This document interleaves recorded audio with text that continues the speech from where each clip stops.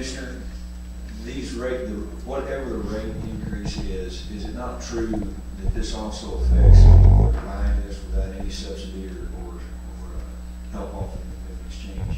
Yes, sir. This rate increase is going to affect everyone. I mean, whether they're buying on the exchange, because the insurance companies have to offer the same policies, the same contracts on the exchange as they offer off the exchange.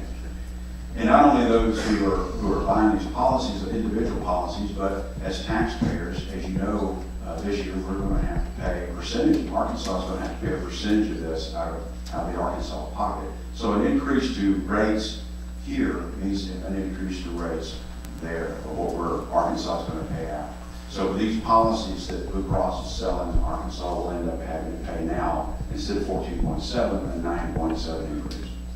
So is it fair to say that for those individuals that are buying the private policies, we're going to assume they're taxpayers as well? Yes. So we are paying, some would say we're spending more tax money to subsidize other people that are causing the rates to be increased, and then the private individuals are also paying higher premiums. Yes, sir, I cannot disagree with that. Okay. Obviously, I'm going to hold further comment on that, because I could really get anointed, as they say, on that particular issue.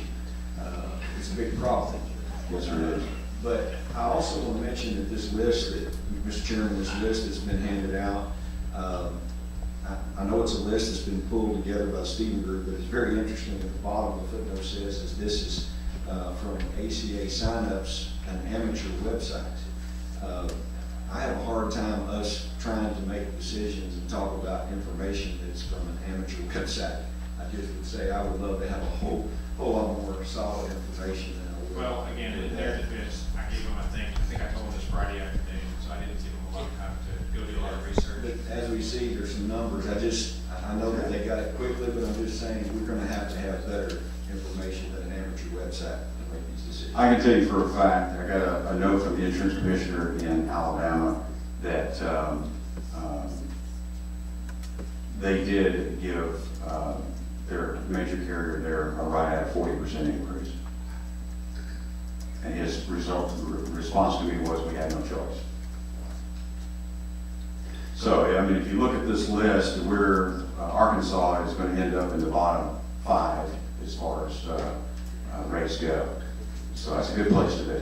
I guess to echo maybe a little bit of what Chairman Collins was saying, I know what Washington says and what Washington thinks, but we're fast approaching a point at which the states may end up having to really consider just saying no to some of these other issues. Now, I know we could get off on some different things, but the fact is that regardless of what Washington says and what Washington wants, the reality is that the costs are spiraling out of control. And we have taxpayers that are paying not only for the cost of providing coverage, but they're also paying more for their own premiums. And in fact, some of those people may end up being uninsured. So it's a real conundrum, it's a problem, and I think we all can agree on that. I just wonder when we are going to get to resolve to just band together and say we're not going to do this anymore. Here's the one challenge, because I'm with you on that. The one challenge is we passed the law in 1986, which opened up the emergency room, so anybody, anytime, any place, anywhere, for any reason, can move in. And the feds used to subsidize some of that. And what DC has done is they said we're no longer going to do that. So we can pull the rug out from anybody we want in terms of insurance and programs, and the emergency rooms are just going to fill up, is what I'm fearful of. That's the reason that people that have said no to Medicaid expansion, like Alabama, are still seeing 40% increases. That decision is not what's driving this. DC's driving it through a host of issues. That's true, and I want to just say, because we can discuss this more later, one bad decision is not justified by another bad decision.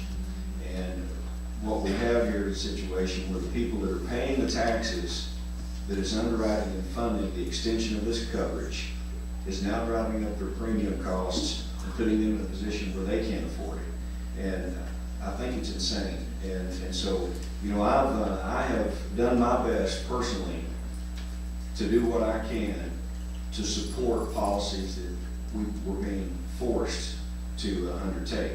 But there's a point at which think it tests the resolve of any of us to support something that is so insane as what is happening right here. And again, I want to stop, because no, that's a debate for another time, but I just want to say to you, as I've been through this process and we're still dealing with these issues, there's a point at which this is really testing all logic. And so it's a problem we have to look seriously at in the future. Thank you. It's called free stuff, Senator, free stuff. Senator Irvin, you're up next. Thank you. I have a quick question, your time. Aye. Quick question on medical